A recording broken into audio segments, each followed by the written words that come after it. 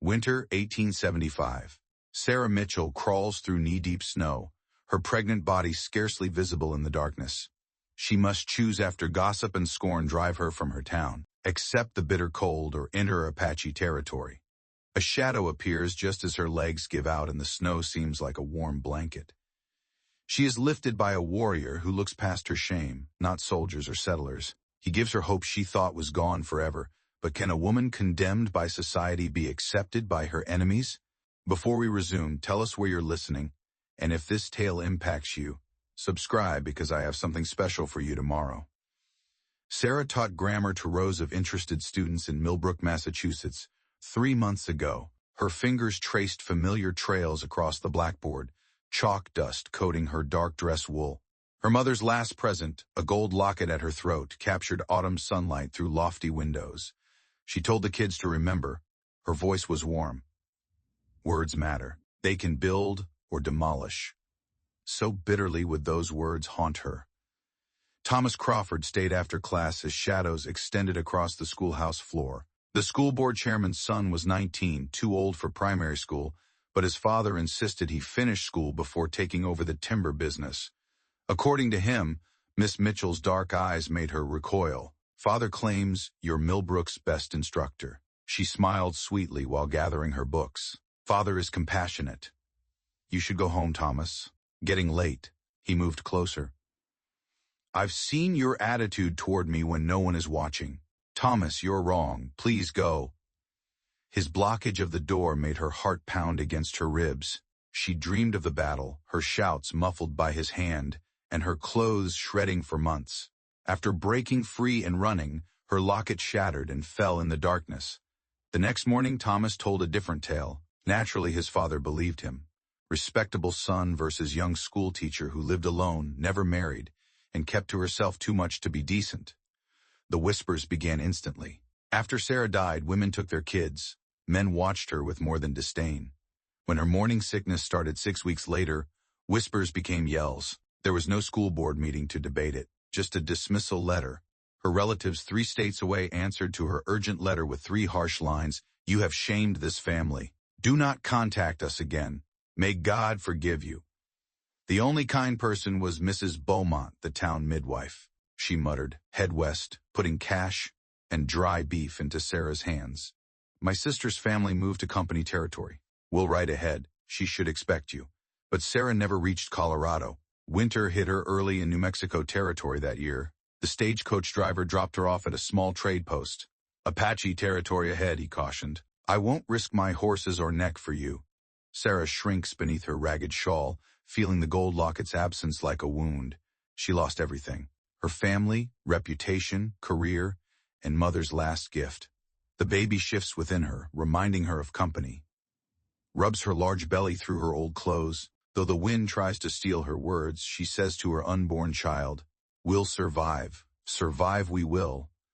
Since the snow is falling quicker, her traces are erased nearly immediately. The mountains cast heavy shadows on the dismal sky ahead. Apache winter camps are atop those summits. She remembers Mrs. Beaumont's last remarks. Trust the Indians rather than die in the snow. They'll kill you cleanly. Sarah stumbles again. Her only option is death, clean or not. Baby kicks again, stronger, as if in accord. Sarah barely noticed the first Apache sign, a solitary set of northbound moccasin impressions in new snow. She could have missed them if her icy hands hadn't stopped her fall. The unusual pattern showed out against the white at eye level. Clear heel mark, football going purposefully through storm. Sarah had no tracking education, but 3 months on the path taught her to read. Basic wilderness language. The tracks were new, possibly hours old.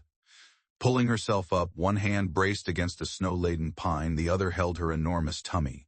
The shredded school board dismissal letter crinkled in her pocket, her last paper. Having become fire tinder, she rarely lit. She saw the irony. The paper that wrecked her previous life may save her new one. The breeze changed direction, carrying a hint of wood smoke. Sarah's heart raced. Smoke meant fire, and fire meant humans, yet in these mountains people might save or kill. She stood still, considering her alternatives. Sunlight lowered temperatures, exacerbating the storm. Her supplies ran out 2 days prior, nothing but what she could melt in her lips for food and water.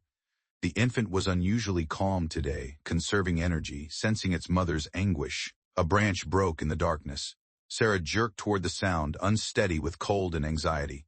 Nothing. She moved in the gray twilight except for falling snow, but she felt eyes on her. Her back neck hairs rose up and her breath puffs quickly. Please, she whispered. Thoughts to who?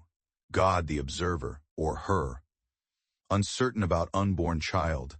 Please. This crack is closer. A shadow left juniper trees. Sarah fell to her knees in the snow when her legs gave out. The shadow became a towering, fur-wrapped man with a weapon in his hand. His Apache weathered face and dark eyes looked at her with neither animosity nor compassion. 2 more individuals came from the trees behind him. One carried a strung, undrawn bow. The other had a long knife that caught the storm's remaining light. Sarah stayed put, not even if she wanted. Tired and numb, her legs dragged. She liked lead weights. The first warrior approached, then halted. His countenance shifted as he looked at her bulging belly from her face. Though foreign to her, his words were gentle. After Sarah didn't react, he tried again in heavily accented Spanish, which Sarah only understood from her little time at the trade post. Lost, he asked with a lost O sound. Sarah nodded, chattering teeth too hard to speak. The warrior spoke briefly with his buddies in a low, melodic tone. Sarah looked like a statue being erased by the storm as snow gathered on her shoulders and hair. Finally, the first warrior approached her with his gun on his back. He moved silently like a mountain lion in the snow. He knelt to look into her eyes. She could see the beautiful beadwork on his attire, the eagle feather in his long black hair, and the creases around his eyes that showed laughter and hardship from this close. Come, he pleaded in Spanish, holding out his hand.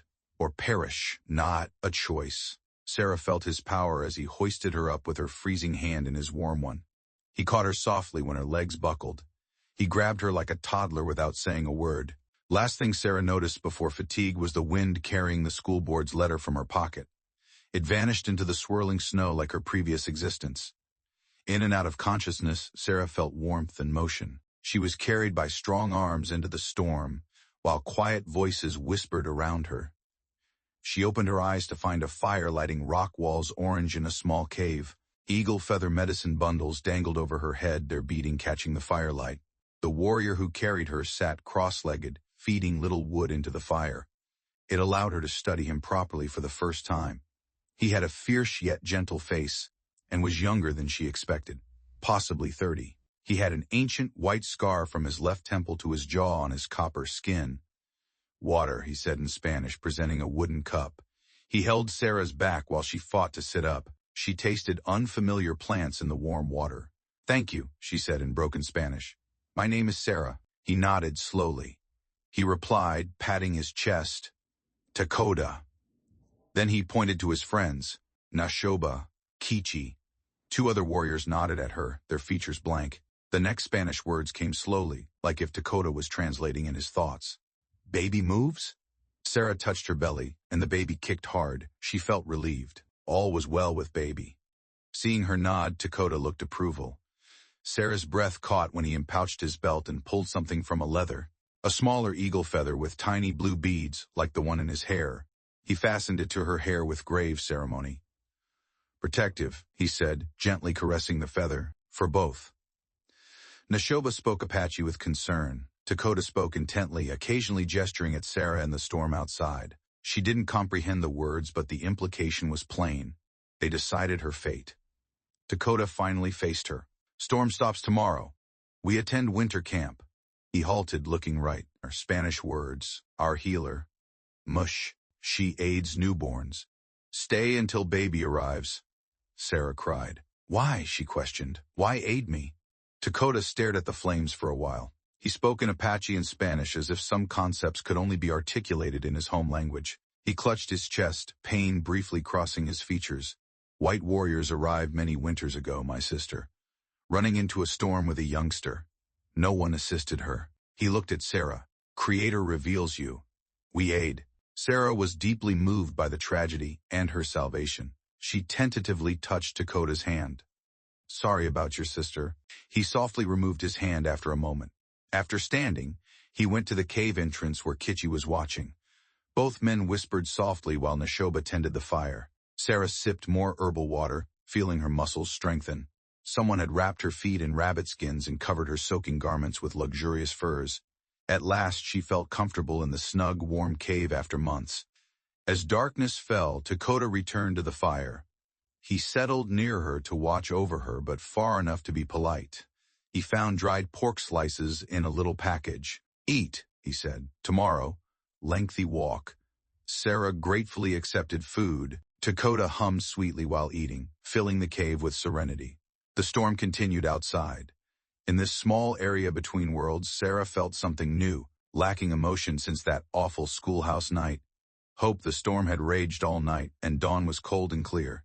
Sarah, wearing Dakota's buffalo robe, stood unsteadily at the cave's entrance. Only juniper and pine darkened the white valley below them. She wore her borrowed moccasins awkwardly. Her swollen feet protected her from the cold better than her broken boots. Dakota murmured, "We go." Adjusting her robe about her shoulders, he examined the eagle feather he'd tied in her hair for a time. "Stay close." It took all day to travel. Dakota led them through the deep snow, while Neshoba and Kitchi watched for danger. When Sarah fatigued, as was often, they halted without protest to let her rest. She fell, but Dakota caught her. He held it gently but securely. He pointed to a valley ahead late in the afternoon. In between the trees, smoke rose. Dozens of cooking flames, expertly disguised, dissipated smoke before reaching too high. Sarah saw conical lodges with smoke-stained hides that blended into the winter scenery as they descended. Children saw them first. Men with weapons held casually but ready, and ladies in bright blankets came from the lodges to their screams. As Dakota escorted Sarah through the camp, their gaze seemed like touches. The elderly woman emerged from a big lodge with 2 long braids of silver hair. Deep lines covered her face, yet her eyes were sharp. As she assessed Sarah's health, she spoke quickly to Dakota, who answered respectfully. "My granny," he told Sarah. "The medicine woman says to stay with her." A man forced his way through the crowd before Sarah could answer. Unlike others, he wore Apache and white man's clothes, a cavalry coat, odd with buckskin pants. He faced Dakota with a harsh expression. He asked in clear English, "Brother, are you insane for bringing a white woman here?" Dakota's Apache answer was quiet but forceful. He pointed to Sarah's belly and then the sky, seemingly describing their storm experience. Despite his sternness, Dakota's comments managed to reach him. Despite her age, the medicine woman stopped their dispute with authority. She brought Sarah to the lodge with her firm, loving hand. Warm, herb-scented air filled the interior. A tiny fire burned in the center, and soft furs blanketed the ground. "Pat a pile of blankets," the old woman said in severely accented English. "Sit, relax, safe here." She nodded as she gently touched Sarah's belly. She gave Sarah a steaming cup of tea, baby-friendly drink. Sarah tasted mint and other unidentified plants in the tea. Outside, she heard the dispute, but the medicine woman was indifferent, busy drying a new herb bundle. Quickly, she pointed to the outside sounds, calling her son. "Now angry but kind dude. Understand shortly." She grinned, showing strong white teeth. "My name is Nizhoni. Here you sleep. We produce new garments tomorrow." She criticized Sarah's worn dress. "Bad for winter." Sarah became exhausted as the tea warmed her. Nizhoni assisted. "Lay down with grandmother's care, furs surrounding her." Sarah heard Dakota's sweet voice talk with his grandmother one more time as she fell asleep. Her last thought before bed was how bizarre it was that she felt safer here than in her own neighborhood, among people she'd been taught to dread. Despite winter's wrath, the eagle feather touched her cheek. Sarah woke to women's voices and cooking smells. A clay pot near the fire bubbled, generating a deep foreign scent. Nizhoni sorted dried plants while spoke softly to 2 younger women while sitting cross-legged. "You wake," Nizhoni remarked, noticing Sarah's open eyes. "Eat first, then study." Venison stew in a clay pot was tender and seasoned with wild onions and herbs. Sarah ate gladly while the younger women measured small pieces of soft-tanned deerskin against her old clothes. "New clothes cannot make you look like a ghost," Nizhoni said. She laughed, wrinkling her cheeks. "Baby needs room to grow." The morning was hectic. Sarah studied Apache dressmaking from Toluta and Mapia. They compensated for language barriers with patience. They smiled as Sarah used a bone needle. "Teach your hands," Toluta replied haltingly, caressing Sarah's calloused fingers. "Maybe good for medicine, too." Dakota entered the lodge about lunchtime. His daylight appearance was less mysterious, but no less striking. He held a hide bundle.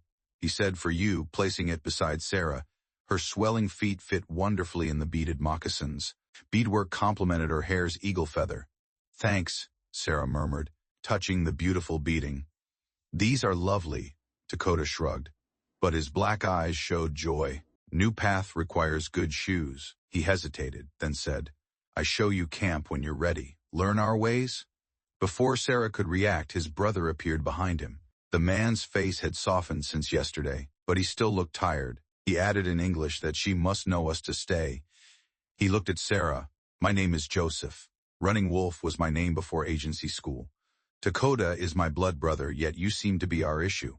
Dakota yelled at Joseph, but his brother raised a hand. "I'm fine with her staying, brother. She must realize this is not a game once the council spoke. We must keep our identity, where we winter, and what happens here secret." Sarah straightened to face him. "I understand and thank you for Refuge," and she stroked her belly, "giving us a chance." Joseph nodded slowly after staring at her. "Maybe my brother's heart sees what my suspicious intellect doesn't." He turned away but hesitated. "A cavalry patrol goes through this valley every new moon. Consider departing with that in mind." Dakota touched Sarah's hair's eagle feather after he left. "My bro, his heart is good despite his many wounds." He extended his hand. "Let me show you our home." Dakota slowly showed her the Apache winter camp. What appeared to be random lodge placement was actually a deliberate arrangement that provided insulation and clear views in all directions. Women made winter products, cooked fires, and scraped hides. In the snow, kids laughed loudly. At discreet perimeter stations, men maintained firearms, repaired equipment, or guarded. Yaw! Sarah noticed that people are ordered, recalling the chaos of pioneer camps she'd encountered on her westward voyage. A faint smile from Dakota. "We survive because we know the land and each other. Everything has a plan." He stopped by women preparing hides. "Each lady has this talent. One scrapes, smokes, and sews best. Perfect robe together." Sarah saw the women's dance-like moves while working. One grinned and called Sarah over. "Come," she said in Apache accented English, "learn our ways." Dakota tenderly stroked Sarah's shoulder. "Leave, learn, return at sunset." He hesitated and whispered, "You're secure." Sarah felt different after joining the women. This time, something deeper than the baby. The mountain winds took away her old life's last murmurs, allowing something new to grow in her heart's frozen soil. The weeks that followed widened Sarah's universe like ripples in a pond. Daily lessons on surviving and perceiving differently were learned. Najoni gave her a beaded medicine pouch to keep her first dried herbs and taught her about healing plants. The old woman showed Sarah how to harvest pine tree bark one morning, saying plants speak, smell, taste, and grow instead of talking like people. Must learn their language. Sarah stroked the rough bark. "I used to think we knew everything about the world. We had science, books." She paused, recalling schoolroom rules. "I feel like a youngster learning to read again." Najoni's wrinkled face smiled. "Good. Fill empty cup. A full cup pours." Wisdom was tried sooner than planned for the medicine woman. As snow fell again that evening, a hunting group returned early. A third man, his legs seriously gashed with ice pebbles, was helped by 2 men. Sarah was grinding herbs when they took him to Najoni's lodge. Infection was evident in the deep incision. She grabbed her medicine pouch and picked the morning's yarrow without thinking. "Wait," a harsh voice ordered. It was Toluta, her eyes stern. "It's not your place." However, Najoni raised her hand. Let her assist. She must practice. Together, they cleansed and treated the wound. Sarah's teacher sewed the gash closed with sinew thread as Najoni filled it with herbs and sang healing songs in a low, beautiful voice. Once the injured man was asleep, Dakota emerged at the lodge gate. Though she was preoccupied, Sarah recognized he was observing. "You have healing hands," he whispered in better English. "Just like my grandmother." Sarah said she was helping, washing her hands with snow-melted water. "Correct, Toluta." "I should not have assumed." Dakota spoke firmly. "You acted skillfully and with heart. Good stuff." He sat closer than usual to her. "Some believe whites only know destruction. You demonstrate differently." Sarah felt warmth in her cheeks unrelated to the fire. Your people were really kind. I just want to give back. You will. Dakota lovingly stroked her medicine pouch. Grandmother thinks you learn fast. God brought you here for a reason. Dakota saw the baby kick through her new deerskin dress. Sarah instinctively placed his hand on her belly as his eyes widened. The youngster kicked again, welcoming. They sat silently, united by that small life stirring between them. Dakota retreated, looking vulnerable and new. Rise tomorrow, I teach you to. Rid weather signs. Storm coming. Huge one, need to prepare. The glance between them spoke of storms of a different type. Storms that might transform souls as certainly as winter changed the land. Nijoni appeared from the shadows after he left. Her eyes were knowing as she added wood to the fire. She cryptically explained some drugs cure the body, others the heart, both harmful if ignored. Sarah received a sharp glance. Sleep now. Learn something new tomorrow. Sarah rested on her furs but didn't sleep quick. She kept touching Dakota's spot, feeling the child move. She first imagined a future here. Life. Real life with purpose and possibly delight, not just survival. Sarah felt tranquility in the lodge, enveloped in warm furs and acceptance, as the wind outside promised snow. The eagle feather in her hair caressed her cheek, feeling comfortable like an old friend greeting her home. Morning brought the military message. Joseph found it on a scout's body, a young soldier who had strayed from his patrol and died from the cold. The crisp official document broke Sarah's new life's serenity. Missing, Sarah Mitchell, age 24, school teacher. Last seen leaving Wilson's trade post. Fort Laramie should get any information about her location quickly. Family rewards greatly. Hard-spoken Joseph read the sentences in the council lodge. However, they searched the wrong area. His gaze was hard on Sarah. What are you concealing? Her hands trembled as she stroked the eagle feather in her hair, pulling power from it. My family. They refuse to see me again. Why offer a reward? Dakota may have spoken from the shadows. They fear controversy more than shame. He stood by her, calming her. Explain everything. So she did. The tale unfolded. Thomas Crawford's attack, father's influence, town's censure. Her words brought Joseph's eyes to understanding. He softly stated that they don't seek you. They want your silence. Dakota softly squeezed her shoulder. No one will touch you. Sarah argued that they endanger everyone. Joseph interrupted. If they search more, we move. We've survived worse. He reread the dispatch. Sarah Mitchell must decide. Stay and join us. Return to their justice. She stays. Nizoni's voice broke the tension. Old woman entered the lodge like a spirit, her eyes glowing with assurance. Her child will connect two universes. It was seen. Sarah felt the baby move in unison. She remembered her previous life, the Prim's classroom, the strict rules and harsh judgment. She then looked around the lodge at these people who had housed, schooled, and protected her. She insisted, I choose here. I put my child's future before my past. Dakota grabbed her shoulder. Later he would tell her how his first wife died in childbirth and how he swore never to open his heart again. However, Joseph nodded slowly till then. He touched the telegram to the lodge's fire and said, We burn this, and pray your past burns with it. Military precision crumbled as the paper curled and blackened. Nizoni began singing a low, strong melody that seemed to shake Sarah's bones as the flames cooled down. Dakota recited a blessing for protection and new beginnings. Snow fell again, concealing traces and erasing history. Sarah considered Thomas Crawford and his father, her family's betrayal, and all the clean, organized lies that had created her past life. In this lodge with these people, surrounded by song and firelight, those memories faded like the burned dispatch, becoming powerless. Despite its uncertainty, the future called louder than the past. Sarah envisioned her child roaming free beneath summer sky, at home in all worlds, as the storm raged outside that night. She woke up with hope-filled tears on her cheeks. In the pre-dawn darkness, an eagle feather reminded her.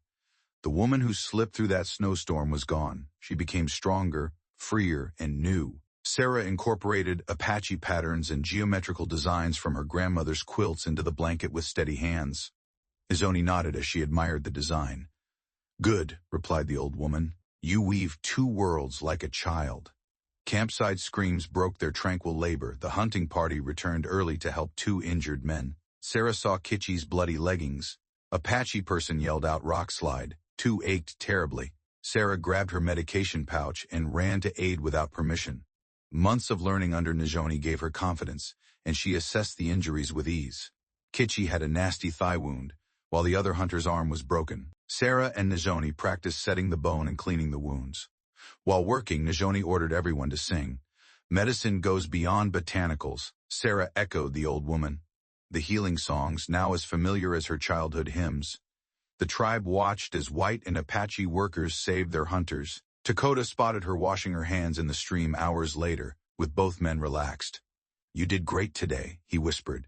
"The tribe sees it, even your doubters." Sarah dried her hands on her frock, observing the beating catch the dying light. "I'm glad I helped. Kitchy saved me that stormy night. I could pay some of that debt today." Dakota said, "Family debt is non-existent." Between them, the word hung heavy with meaning. Sarah met his gaze. In the months following the dispatch incident, something unspoken but real had grown between them. "Dakota," she said, raised his hand. "You should know something."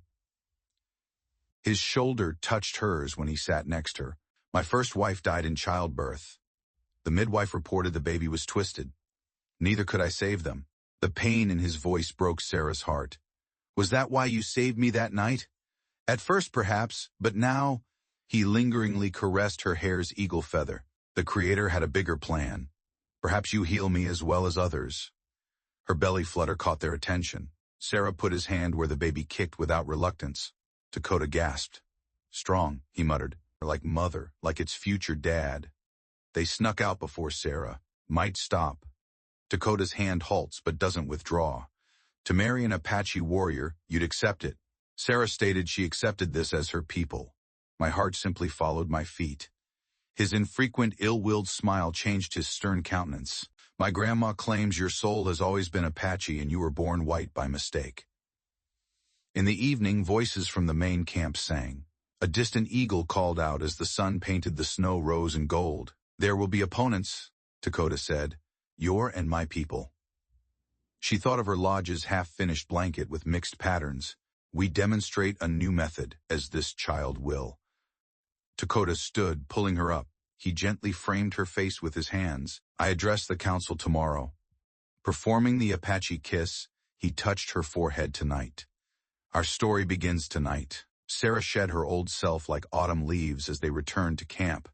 The prim schoolhouse grammar teacher was gone. She was replaced by a stronger person who could combine worlds into something wonderful. This metamorphosis, love, and future were blessed by the evening breeze as the eagle feather stroked her cheek. In the winter, the cavalry patrol emerged unexpectedly, one beautiful morning. Toluta and Sarah heard the scouts' warning calls while gathering firewood. Sunlight illuminated brass buttons and steel sabers through the trees. Inside, Toluta snarled and pulled Sarah toward the nearest lodge. It was too late. Soldiers shouted. "There, a white woman!" I heard who's getting closer. Sarah's pulse raced as the patrol emerged from the trees. 12 men led by a young, determined lieutenant. At his saddle was a shattered cavalry sword with bloody blades. "Miss Mitchell?" Lieutenant called out. "Sarah Mitchell?" Dakota was alongside her with his rifle casually poised before she could answer. Joseph appeared. On her opposite side, Apache warriors appeared as shadows in the bushes. Joseph said in plain English, "We defend this woman. She came by choice." The lieutenant blushed. "Missing woman. We must return her to her family." "My family?" Sarah approached with one hand on her big belly. "Family that disowned me? Is it the Crawfords that wish to silence me?" The young officer seemed confused. "I don't know, madam. Orders are mine." Dakota whispered, "We have laws. She carries my kid." Or she became Apache. Lieutenant reached for his weapon. "An Apache? Miss Mitchell, has this savage assaulted you?" Rage sprang in Sarah's throat. "The only man to impose himself on me was white social pillar Thomas Crawford. These savages saved me and my child. They housed me after my tribe expelled me." Soldiers fidgeted in their saddles. The lieutenant gazed from Sarah to Dakota to the tree-hidden fighters. His young face betrayed the pressure of an impossible choice. Joseph responded calmly, "Lieutenant, you have 12 guys. Today we don't need to bleed blood. Return to fort. Report that Sarah Mitchell chose her own route and is safe and healthy. If I don't, Dakota's voice was faint but clear, you'll understand why the Army dread Apache land. A tense hush followed. The patrol was hit by scores of arrows, which Sarah felt. One mistake would redden the snow. Finally, the lieutenant raised his hand. He stared at Sarah. Men, stop. Is Miss Mitchell sure this is your choice? She assertively introduced herself as Sarah. Yes, I discovered my home. The lieutenant nodded slowly. Yes, but others may come. The Crawfords are powerful and won't let this go. Dakota stated they would find us ready. The lieutenant looked back at Sarah as the patrol wheeled their horses to go. Sarah, for what it's worth. Rumors surrounded Thomas Crawford, other women. The money from his father kept them quiet. Dakota's warm, muscular hand entered Sarah's. Truth is more important than money, she said. They saw the patrol retreat into the trees. Tension ended when the last hoofbeat faded. Sarah saw how many weapons the soldiers had been trained on when they emerged from cover. Joseph bitterly predicted their return. More males. Dakota nods. Then we prepare. Winter camps are movable. They've done it before. Sarah abruptly said no. We shouldn't run. You and I share this land. We defend. The brothers seemed surprised and pleased. With a rare smile, Joseph claimed she speaks Apache. She's Apache, Nizoni spoke from behind. Old woman approached with Sarah's medicine pouch. The moment has come to prepare for fight with stronger medicine, not guns. Sarah felt the baby stir restlessly as the camp bustled. She silently reassured herself by touching her belly, faced whatever came together. The strength of its chosen people protects this child of two worlds. The broken cavalry sword lay buried in the snow, a remnant of bygone conflicts replaced by stronger links than steel. Twilight became a white wall when the storm hit without warning. Sarah's labor pains began around daybreak and intensified as nighttime approached. Herbal scents and traditional chants filled Nizoni's lodge. Breathe, Nizoni ordered, dabbing Sarah's forehead with a warm cloth. Children select powerful times to come. Sarah swayed through another contraction while holding the lodge pole birthing ropes. She saw Taluta tend the fire, Mapia wash clothes, and others sing Apache birthing chants that had been passed down for years. Sarah gasped as the contraction peaked. That hurt. Not like previously. Nizoni quickly stroked Sarah's belly, changing her look. She stated in Apache to the other women, and then to Sarah in English, like Kota's first wife, the baby turns bad. Sarah was afraid, but her healer training took over. It's possible in my past, she panted. I saw it once. The doctor turned infant. Nizoni nodded sharply. Show me. Sarah manipulated the old woman's hands between contractions, exhibiting a turning technique she'd seen years earlier. Nizoni's delicate, weathered fingertips combined Sarah's expertise with her decades of experience. They heard men talking to Koda and Joseph outside the lodge, maintaining watch in the storm. Sarah yelled out as another contraction hit her when a violent gust rattled the lodge poles. After the infant turns, Nizoni said, the hard part begins. She started a tune Sarah had never heard. The other women joined in, making their voices heard above the storm. Sarah was lost in sorrow, singing and prayer, losing sight of time. In a desperate symphony, she mumbled bits of childhood melodies and Apache prayers. Nizoni advised, singing to your youngster. All spirits listen tonight. Sarah noticed someone in the lodge through the agony. A woman in Apache attire stood in the shadows, her features familiar and odd. When Sarah looked, Nizoni, Dakota's first wife, whispered, Shadow Vix. She helps, not harms. The dead help the living. Whether fever dream or spiritual truth, the presence comforted strangely. As she made new life, Sarah felt physical and ethereal hands supporting her. The head arrives, Taluta said. One more shove, sister. Sarah gathered her strength, recalling the events leading up to this point. The schoolhouse, storm, and eagle feather over her sleeping furs. Her dying cry was a blend of Apache song and English prayer. The storm's scream was broken by the baby's first cry. Nizoni said, a girl with emotion, a perfect girl. The baby was placed on Sarah's chest, tiny, red, and stunning. Her features were a wonderful mix of Sarah's fair skin and Dakota's dark hair. Nizoni whispered, she has both medicines caressing the baby's cheek. As I predicted, the storm subsided, as if it had been waiting for this time. As she cleaned and wrapped the baby, Taluta asked, "Other warriors, what will you call her?" Dakota sang a song of praise outside. Sarah stared down at her daughter, seeing all the upcoming possibilities in her face. "Dawn," she said. She said Apache, glancing at Nijoni. Old woman Nalini nodded. "A good name. She brings brightness and fresh day." The corner shadow smiled before disappearing, fulfilling its duty.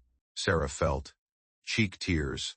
Joyful, grateful, death-beating tears. Sarah heard the storm's last gasp fade into quiet as the women prepared mother and child for their first night together. Her daughter Nalini slept peacefully, unconscious that she had reconciled ancient factions and fulfilled predictions. The long night ended. Dawn arrived. After the storm, dawn illuminated the snowy globe in rose and gold. Nalini nursed while Sarah sat cross-legged on her sleeping furs in Nijoni's lodge. The baby's little fingers curled around one of her braids, now decked with beads to commemorate her motherhood. "She has a powerful grip," Dakota whispered from the lodge entrance. Sarah smiled like a fighter. He clutched the baby's first moccasins, wrapped in soft hide and fitting in his palm. "Dare I enter?" Though he had mostly been with her since birth, he requested properly, of course. He sat alongside them, careful not to disturb the nursing baby. He gently stroked Nalini's dark hair. "She has your nose," he said. As he traced her chin, she was Apache. Sarah called her perfect. "A miracle, 2 miracles," corrected Dakota. "Mother and daughter." His breath was deep. "Sarah, I need to discuss crucial matters." Her heart sped up. Since her labor began, they had no private conversations. Looking at his face in the dawn light, she saw conviction and vulnerability. He said, "In my culture that a guy must prove himself worthy to accept a wife by providing, protecting, and honoring her." He placed the small moccasins nearby. "As with everything, I made these by hand. For our family, but you must know everything before I ask." He pulled a little thing from his medical pouch that made Sarah gasp. Her mother's gold locket. His words, "I found this amid the storm that night. Looking for evidence of pursuit, I followed your footsteps backward. The snow nearly buried it." Sarah grabbed the locket nervously. Inside, the photos were untouched. Her stern, traditional parents trapped in time. "Why didn't you inform me? You started out weak. I waited for your comment. I understood when you didn't. Certain things must be forgotten." He softly caressed the locket. "I'm returning it so you may choose. You can return to your previous life, I understand." Sarah gazed down at Nalini and then at the locket photos. It was closed with a last click. She held out the locket, saying, "My former life is here. However, my actual life is here." She said, "My old life is in here holding the locket. However, my actual life is here." Touching Nalini's face, then Dakota's hand. "Choosing this, I pick you." He smiled like morning. Joseph was probably waiting for his brother's signal when drums started playing outside.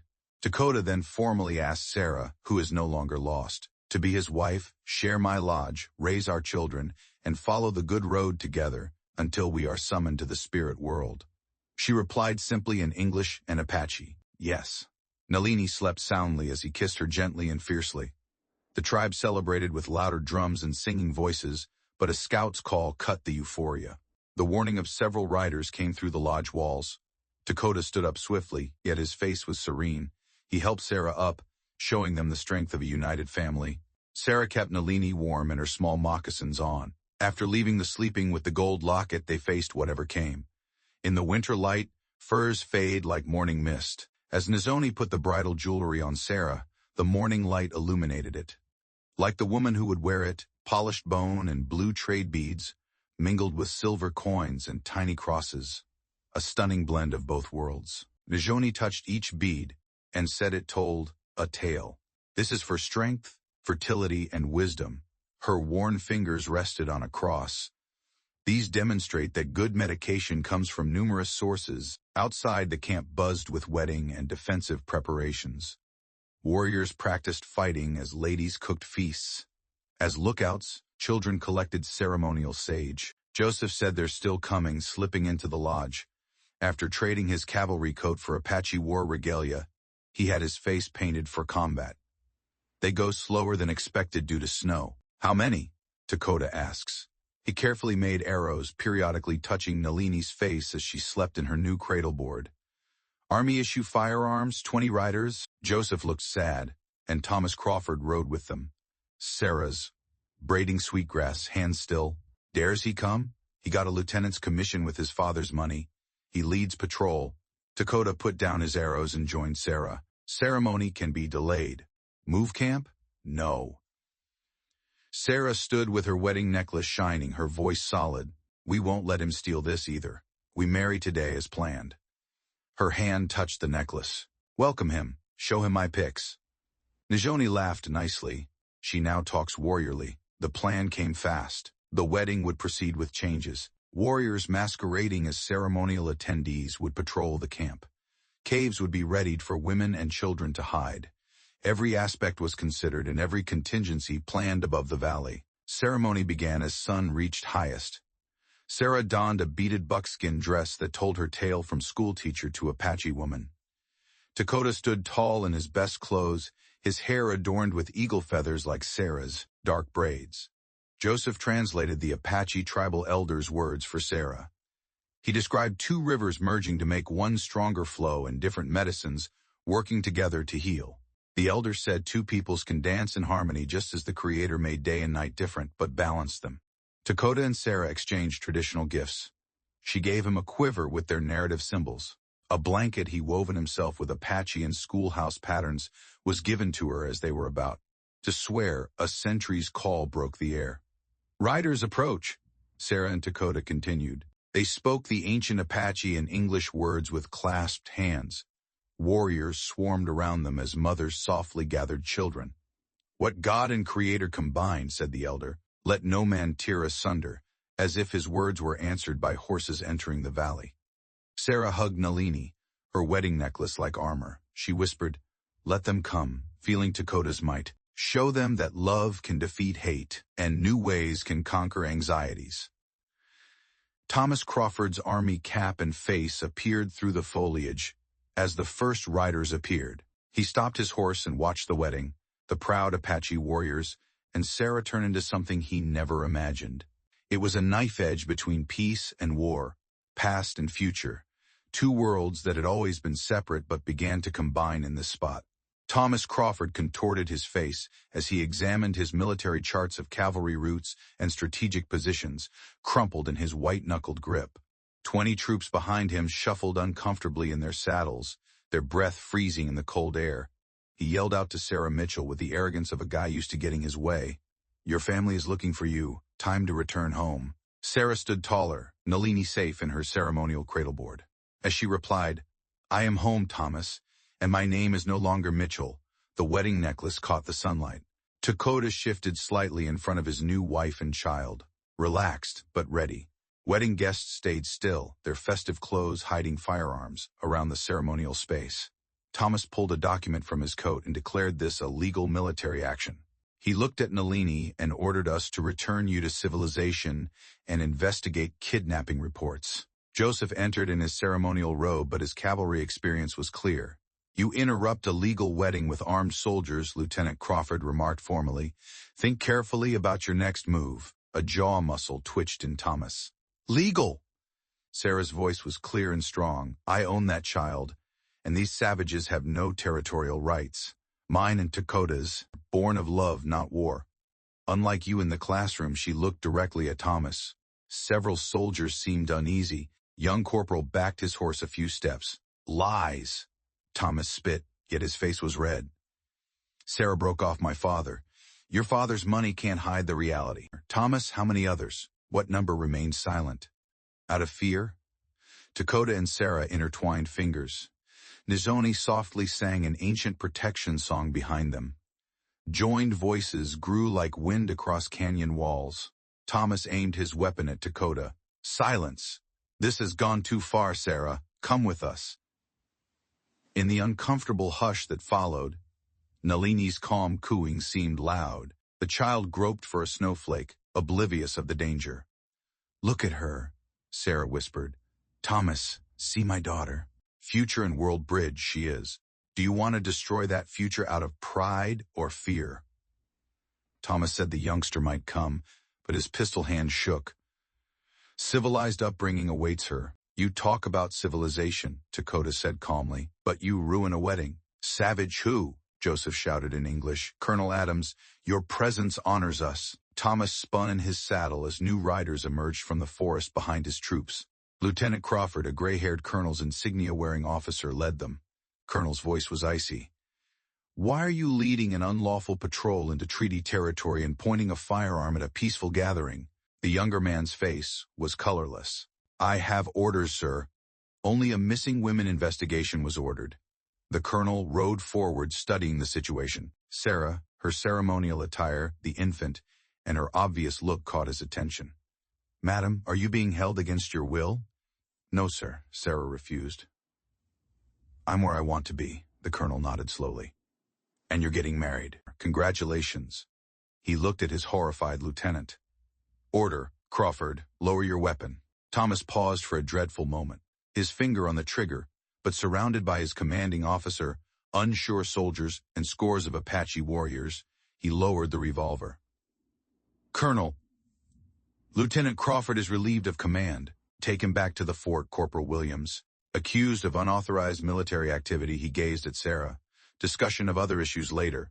Colonel dismounted as Thomas was carried away, his face a mask of impotent wrath. Chief, he said, the tribal elder, I would be honored to watch this ceremony with your permission. It's time our peoples lived peacefully.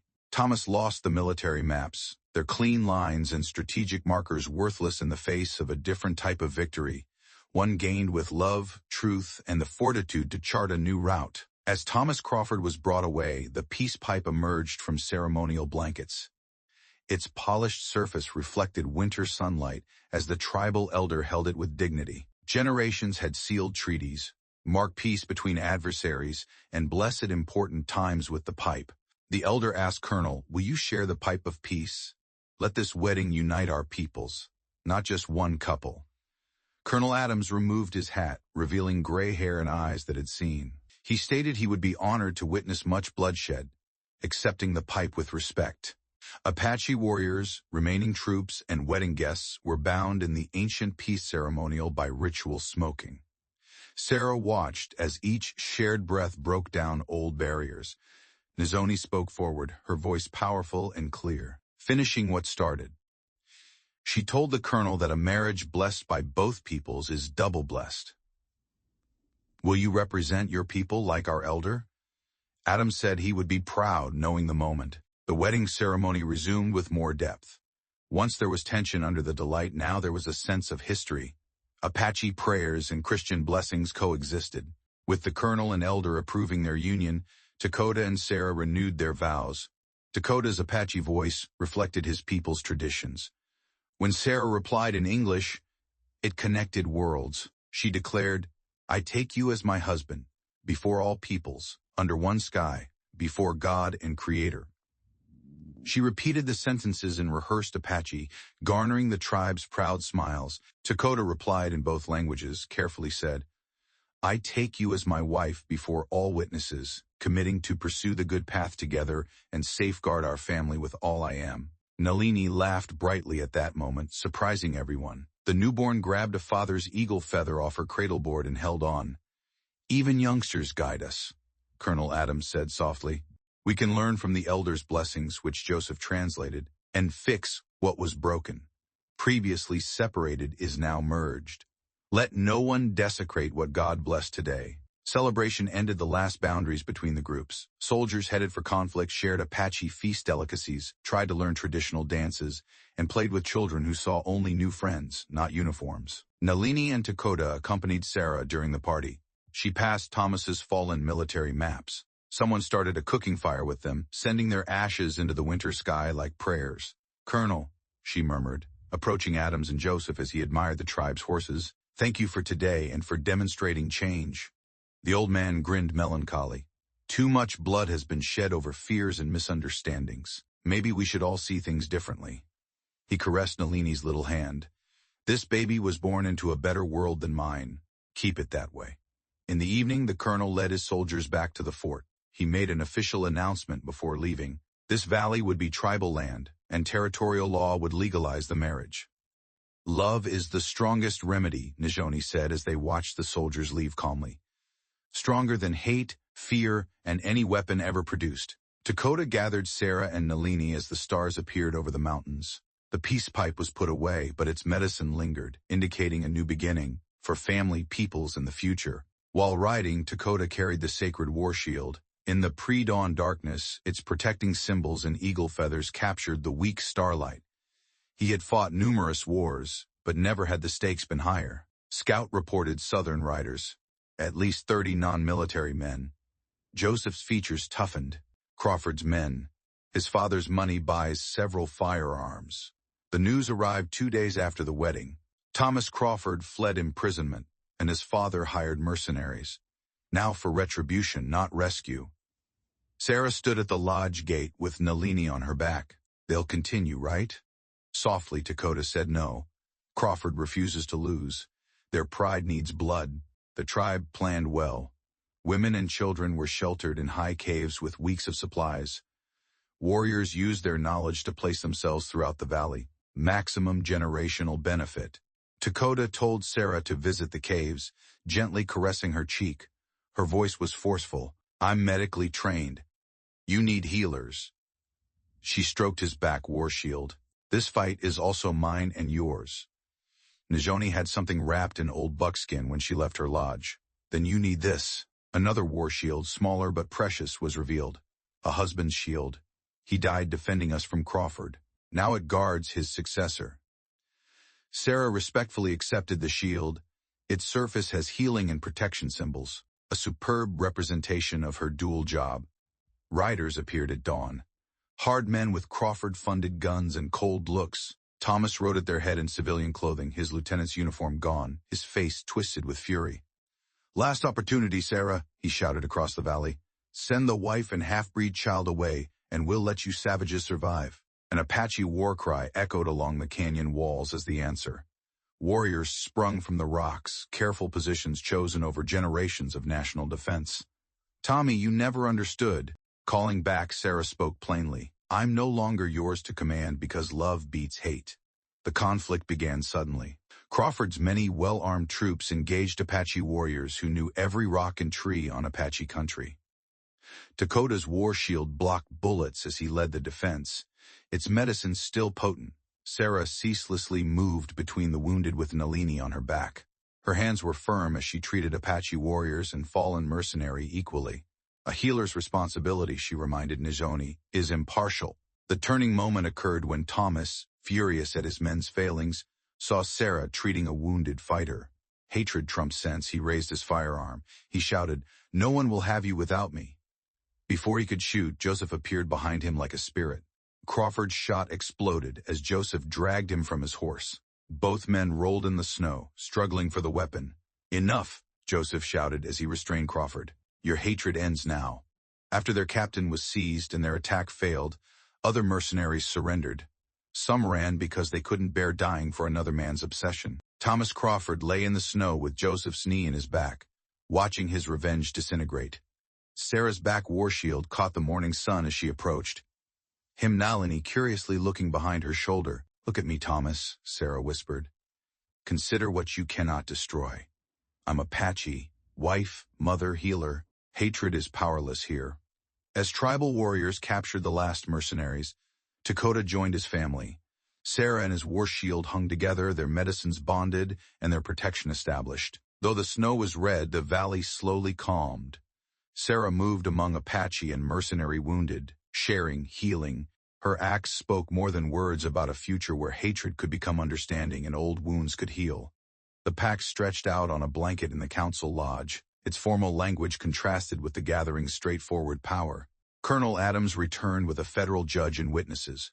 The tribal council and territory representatives sat opposite. Sarah and Dakota sat with Nalini dozing in her cradleboard. The judge said, "Let the record show that Thomas Crawford has confessed to his crimes against Mrs. Sarah." He looked at Sarah questioningly. "Dakota," she said. "Sarah Dakota. Against Mrs. Sarah Dakota and other women who have since come forward. The Crawfords lose influence in the territory. Joseph, still in Apache and cavalry clothes but with honor badges from both cultures, translated everything into Apache. His old face showed cautious hope as the tribal elder nodded slowly. Colonel Adams pointed to the treaty, saying, "We are not here to discuss endings. This document protects this valley as tribal land with rights for its people. It also formalizes a relationship between our peoples," he smiled. Sarah thought of someone who knows both worlds. Dakota grabbed her hand when she realized the colonel's suggestion. "Should I be the liaison?" "Who better?" the colonel inquired. "You built unthinkable bridges. More medicine is needed in the territory." Najoni laughed by the fire. "The old dreams came true. Mothers establish paths, while children bring new ways." The tribal elder spoke extensively, Joseph translating. "We embrace this pact with prudence, not weakness. Peacefully learning the greatest approach is ideal for our kids." The document received signatures and marks one by one. With calm pride, Sarah signed her new name and watched the ink dry. Dakota put his fingerprint and name beside her signature in meticulously practiced English. Letters. The judge raised another issue, producing another document. "Mrs. Dakota, the territorial governor, evaluated your Massachusetts departure proof. He's officially cleared of all charges." Sarah steadily read the legal proclamation of her innocence on the paper. "Simple truth dissolves shame, whispered accusations, and social judgment." "Thanks," she whispered, "but my home is here." Colonel Adams said it should be, but now it's a home protected by law and love. The event melded both cultures. The colonel's troops mixed Apache melodies with military band music. Children laughed at games that blended components from both worlds, showing how effortlessly they could adapt. Sarah moved through the party with Nalini awake and bright-eyed. Dakota found her when she helped Najoni deliver medication packages to soldiers' wives. He asked simply, "Happy?" Sarah surveyed her new life, which was unlike her school teacher. "Days thrilled," she said. "Complete." A young Apache girl chased a soldier's son in a new game they developed. Behind them, Joseph taught a group of intrigued officers Apache hunting signs as other warriors examined cavalry saddles professionally. Like rivers creating new paths in stone, Dakota saw the world shift. "Is it hard?" Sarah asks. "Seeing your people change so much?"